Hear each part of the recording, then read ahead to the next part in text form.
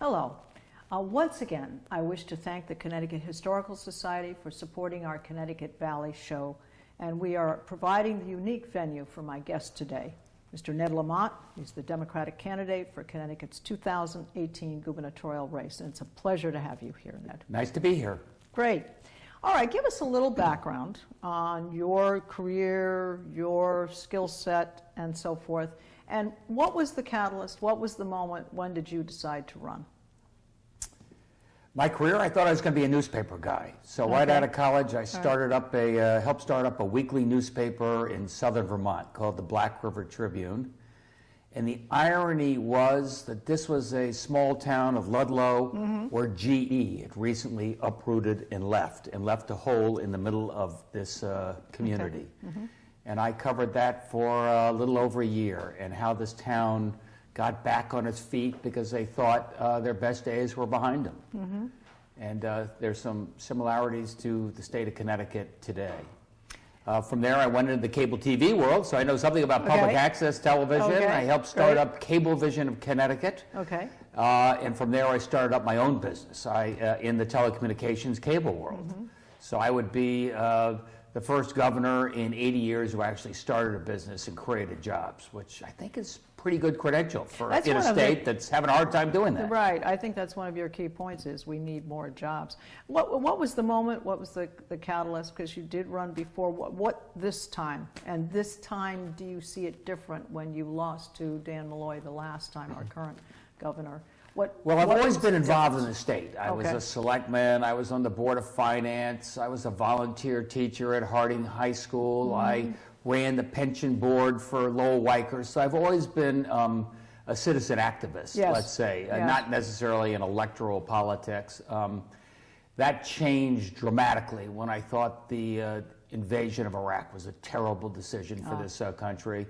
That's when I stood up and I challenged, senior member of my own party. That did not endear me to the party brass, but I didn't care.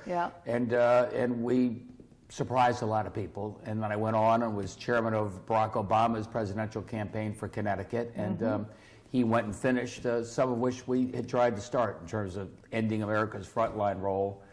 I stayed very involved in Connecticut. I was professor at Central Connecticut State. I put together business and labor leaders trying to come up with a blueprint to get this state going again. It was just struggling even back then under Rowland and Rell, and needless to say, they left an enormous deficit to Malloy in 2010.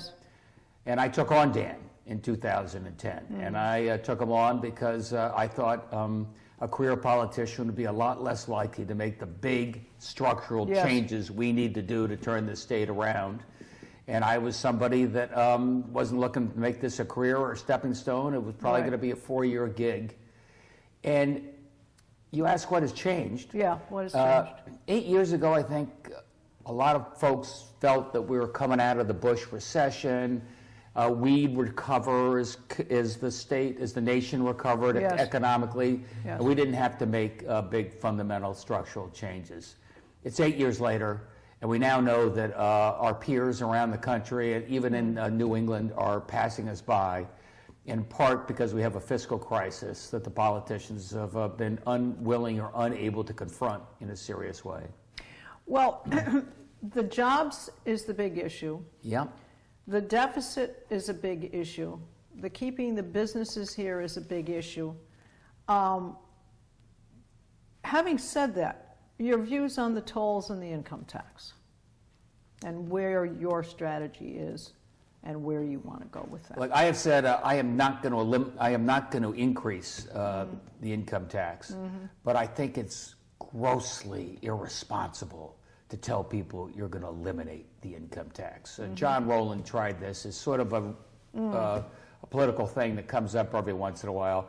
But it would be just so destructive to this state to take, let's say we have a $20 billion budget and the income tax is 11 or 12 with corporate. It would be an enormous whack. And let me just cut to the chase. It would be terrible for the business community and jobs, because the one thing they want more than anything right now is fiscal stability. Remember the Business Commission, the Fiscal Stability and Economic Growth Commission.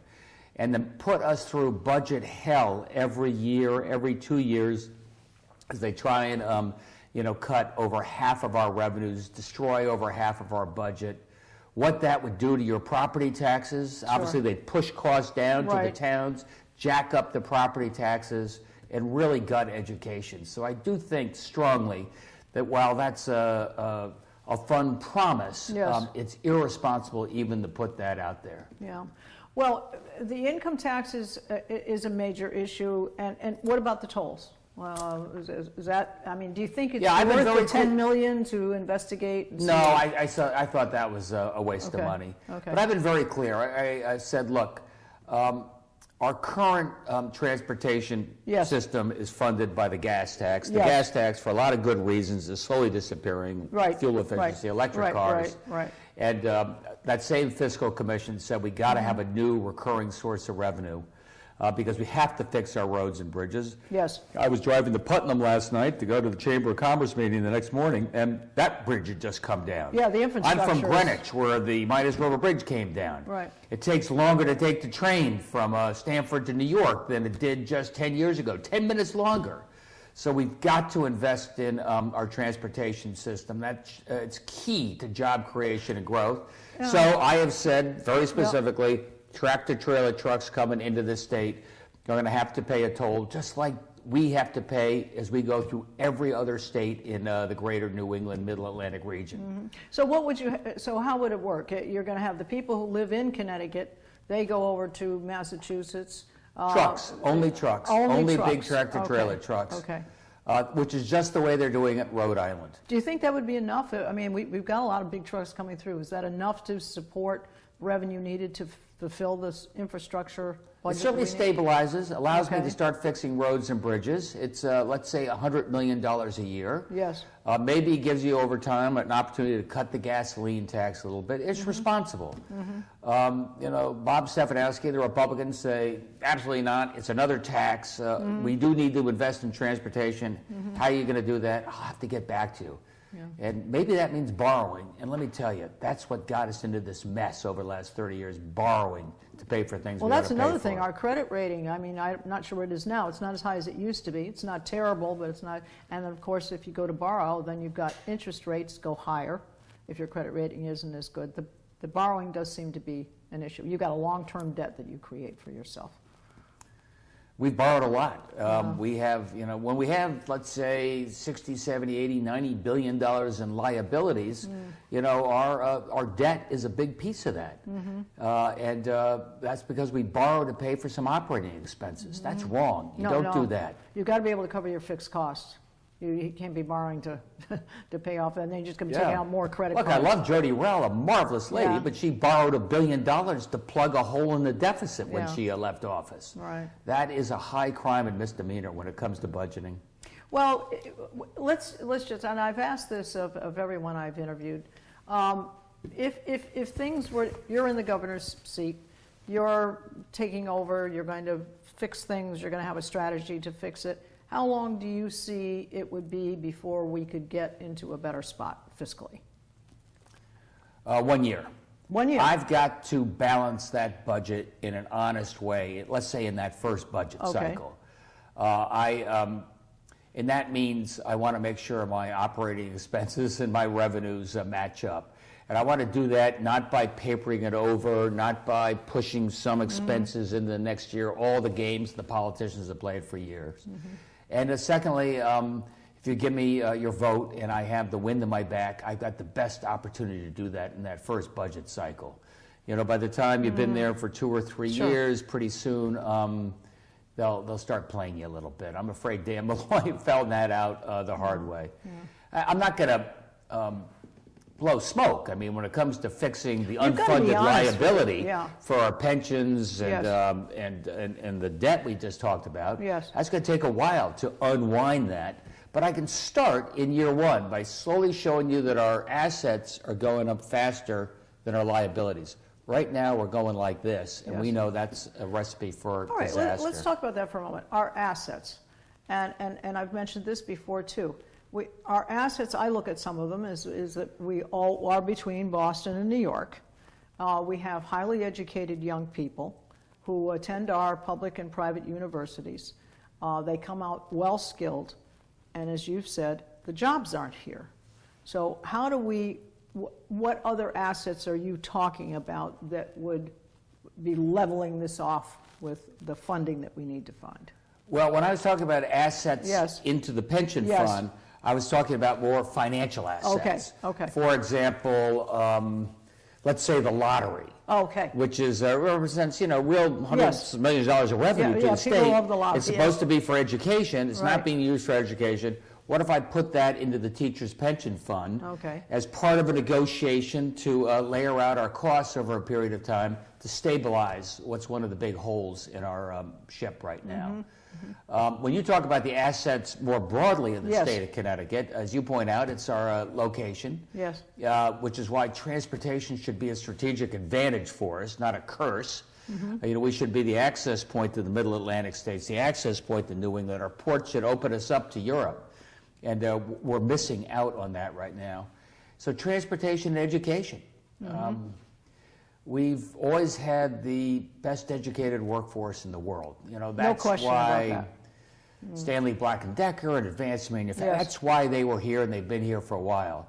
And that's got to continue to be our best asset. So if you eliminate half of our budget, as Stefanowski's talking about, you cut education, you cut university, you cut community college, you're going to be cutting out a lot of our greatest growth and opportunity.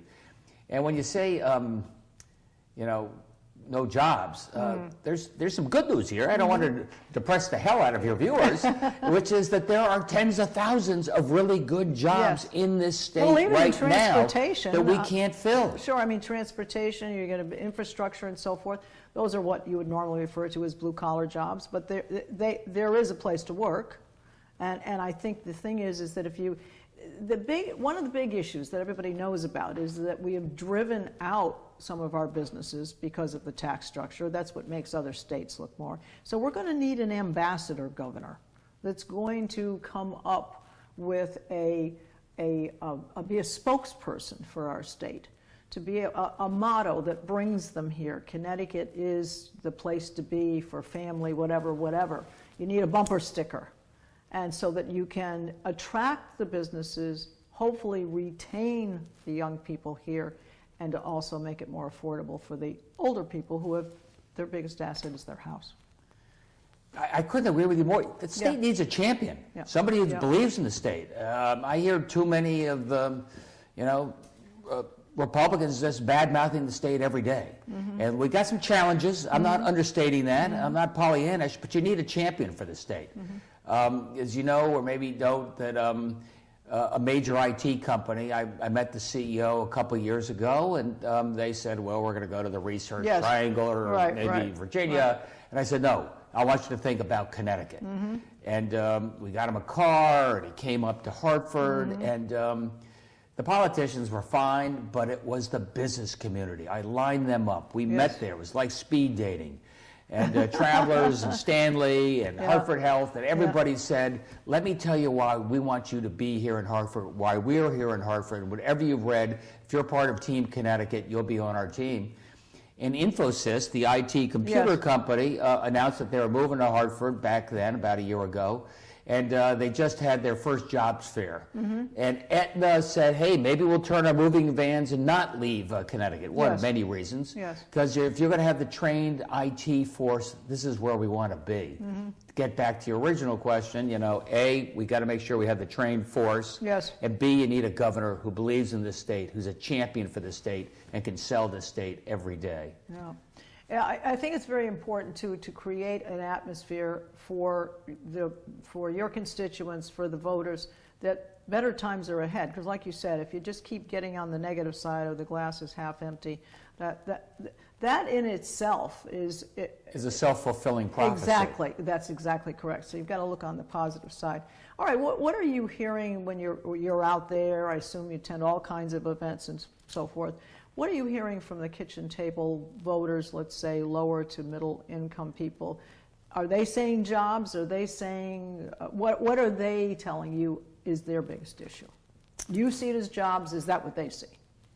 I think they know that this is a very expensive state to live in. And they want to do anything we can either to increase their paycheck to make it more affordable or reduce their costs. And, that's why I have emphasized reducing the property tax, the biggest tax paid by the middle class. That's why I've emphasized reducing health care costs by that's a big deal. using Big our deal. purchasing power as a state to drive down the price of drugs, pharmaceuticals, and make a difference there. That's why I've said that costs are a lot of different ways. Like go to CCSU, where I do a little bit of teaching, and there you've seen tuition double in the last 12 years or so, and making that less affordable and fewer kids able to go. So I want to do everything I can to hold down those costs and convince people that, look, we're never going to be the cheapest state. I'm sorry, that's just, we're not going to be Mississippi. Yes. But we're going to be a state where you can afford to stay, where you can afford to get your first house, your parents can afford to be here. And I got to convince people every day that I know what that means. Right. I think it was Rice University, I heard just recently, they are, depending on your income level, they're going to give out some free tuition or reduced tuition to students to encourage them to get their degrees. I mean, we have a lot of quote-unquote very rich, if you will, nonprofit universities in the state of Connecticut. Could you encourage them to perhaps give people more opportunity rather than that? Because right now they've got the breaks in being a nonprofit. Maybe they could share some of that wealth and give opportunity to more of the people in the Hartford area, some of the cities that don't get to go to those colleges. Yeah, no, that's a point. We as the taxpayers, I've got to be very careful about overpromising things like that, of course. It would have to be, we're in a pickle. But for example, at our community colleges, I've been working with the business community to have them say, look, if you get a laser welding certificate from Goodwin College and it took you 18 weeks and cost you whatever it is, a few $1,000s, we make sure that Pratt & Whitney will pay for you, forgive that student loan. I mentioned Infosys. They said, you take a job with Infosys, we forgive your student loan if you stay with us for 5 years. Great. All right. So, yes, I'm going to bring down the cost of education. I'm not going to put it all on the backs of the taxpayers, but I'd like to think that I can get the business community constructively involved. All right. Here I'm going to quote you here. In your first debate in September with Mr. Stefanowski, you indicated that politicians on both sides of the aisle have failed to fund the union pensions for decades, and that what is needed is someone who has the respect of labor, someone who will be able to negotiate these contractual agreements. And you suggested putting the lottery, I think you mentioned it, the lottery into the teachers' pension fund and selling some of the 4,000 buildings the state of Connecticut owns. I had no idea they have 4,000 buildings. They didn't either. Oh, my Lord. Yes, that's a statistic you don't hear a lot about. 3,500 maybe is closer to it. All right, we rounded up there. Yeah. All right, so when and how would you be able to institute that? Would that be one of your frontline? Institute which one now? You're asking about the bipartisan nature of our fiscal mess. I guess there's the thing. There's 2027. We have is supposedly when many of these contracts are up. Is there anything that can be done to mediate that situation? I think that was one of your suggestions. Oh, yeah. No, we have a crisis. Okay. And I can't solve it unless the business community is at the table. I've mentioned them. Unless labor's at the table, I have mentioned them. I'm going to get Republicans as well as Democrats. We have an emergency. And I've got to get you a budget within 4 months of today on the table. Starting with a $2.5 billion deficit that we're inheriting. Yes. And we're going to get that done. And we're going to do that primarily on the spending side because we can't afford otherwise to get this thing solved. And as you point out, Bob Stefanowski, like everything started with Malloy, and that's where the disaster is. Right. It goes back a generation or more. I was going to say, this has been over a period of I decades. can sit around pointing the fingers. He can point the fingers. Who cares? Sure. Here we are. It's, we're having an election in 6 weeks, and I got to look forward to tell people how we're going to solve this thing. And you have a very specific idea what I'm going to do. Yeah. What have you, I'm just going to ask you this as an aside. We didn't discuss it. What have you felt that the questions that were given to you at the debates, do you think they hit the right notes? Because to some degree there seemed to be, it almost seemed as though there was this opportunity to attack each other or talk about each other's failings or strategies or whatever. Did you feel that those debates by WTNH were well put together? These are not Lincoln Douglas debates. Let's face it. I mean, I can give you the Stefanowski answered every single question. Ned Lamont is a clone of Dan Malloy and will break his word on taxes like Dan Malloy. Okay, fine. Yeah. And I can say I'm the only guy to challenge Dan Malloy. I stood up, and where were you? And okay, enough.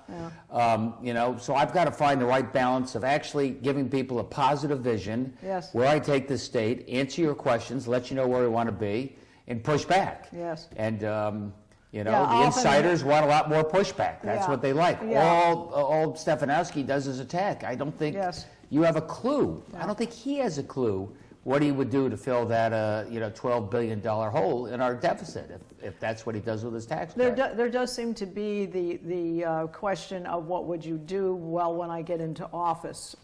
It's a situation where voters are, and I've said this before too, voters are becoming very astute to what people are saying. There was a point back when they were more apathetic, perhaps a number of years ago, things weren't all that bad. They've become critical, but not only have they become critical within the state, I think what's making even more of a sore point is that they see that the nation as a whole is doing a bit better, that the states around us are doing well. Well, what's the matter with Connecticut? We've got the highest electric rates, we've got the income tax, we've got all of these issues. What has brought us to this point that we are so critical, and now people are getting really nervous? I mean, they're seriously nervous. And so they're not just apathetic anymore. They are listening, they're watching the debates, they're hopefully watching our show. They are looking at every newspaper article. They are listening to the media about what the latest thing is. People want honesty, and they don't want to be treated as though that they don't know what's going on. Well, I hope they're watching your show and not just watching the debates, because the debates has a 1 minute answer thing, and how can I tell you what I'm going to do on the deficit? Right. But I do think the press has got to hold us to a higher bar. It's such a low bar, and somebody's on message. They keep the attack going all the time. That's a great way to run this state. I mean, you've got to hold us accountable, because like I said, the state is going through a tough time, and you got to have somebody who's credible going forward. You know they have a plan. They know the numbers add up, and people have some sense of confidence that we're going to get through this. Yes. And right now, I think the press is, you know, has a pretty low bar for Bob Stefanowski. They're not really asking him to fill in any of the blanks. Sure. He's been running for a year. Give me some idea of what that $2.5 billion deficit, how that disappears in a year, plus another billion or whatever he's going to do. Right. Well, we have, I think the way it's broken down, it's roughly the registered voters or Democrats are about 32%. And I believe that the Republicans are about 22%. And we've got a very large and growing unaffiliated group of people. Have you run into those when you've gone to your events? I mean, do they identify themselves, or they say, I'm really trying to decide which way to go? That's a large body of unaffiliated voters who are, as I said, listening critically to what's being said. Do you see yourself as being able to capture some of that? Well, I always have. I've been sort of an independent-minded Democrat. As I mentioned to you, the first thing I did was take on a member of my own party. Frankly, I guess all I've ever done is run against Democrats. I ran against Lieberman, I ran against Malloy, and maybe this time I get to run against not one but two Republicans. I got a Trump Republican in Stefanowski, and I got a Connecticut Republican in Oz Griebel. But yeah, I have to reach out to the unaffiliated. They've got to know, and I don't want unaffiliated to mean code for I'm just not getting involved or I'm inactive. They've got to know that I give you a reason, somebody to vote for. Exactly. I just don't want you to vote against somebody else. I think that's a very good point. Something to vote for rather than against. You can't. That's a kind of a no vote. And that's not really a vote for, that's a no vote.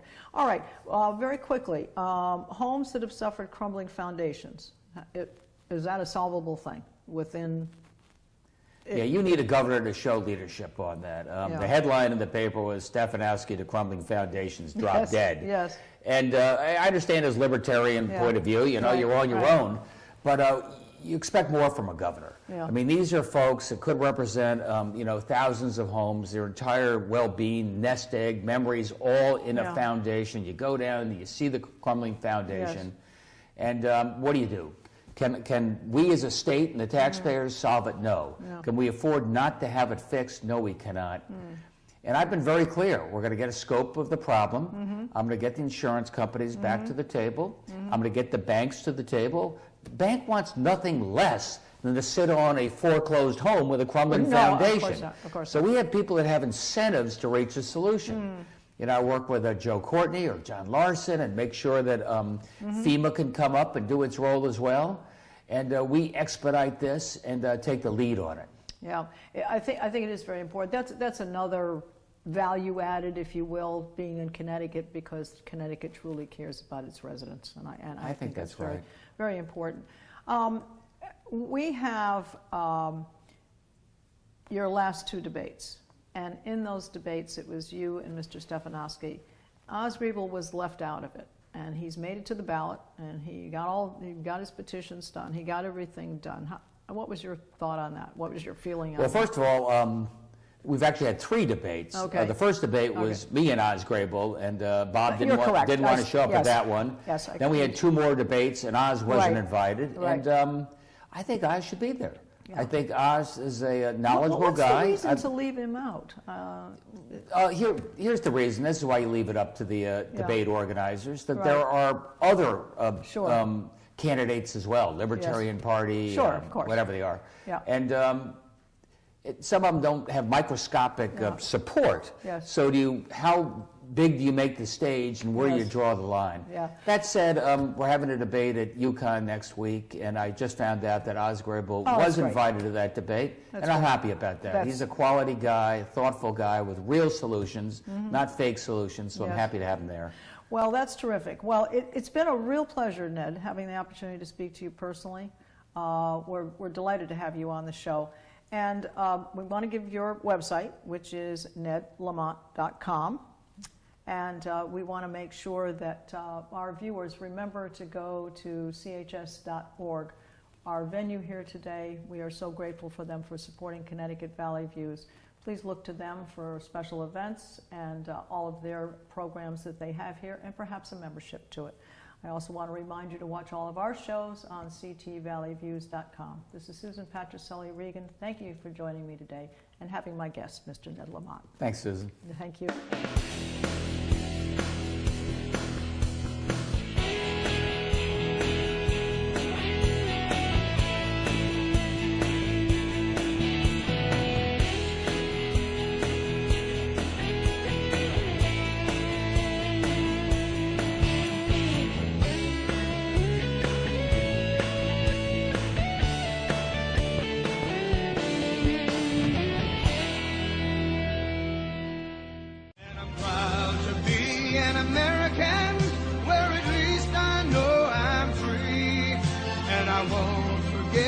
The men who died, who gave that right to me, and I gladly stand up next to you and defend her still today.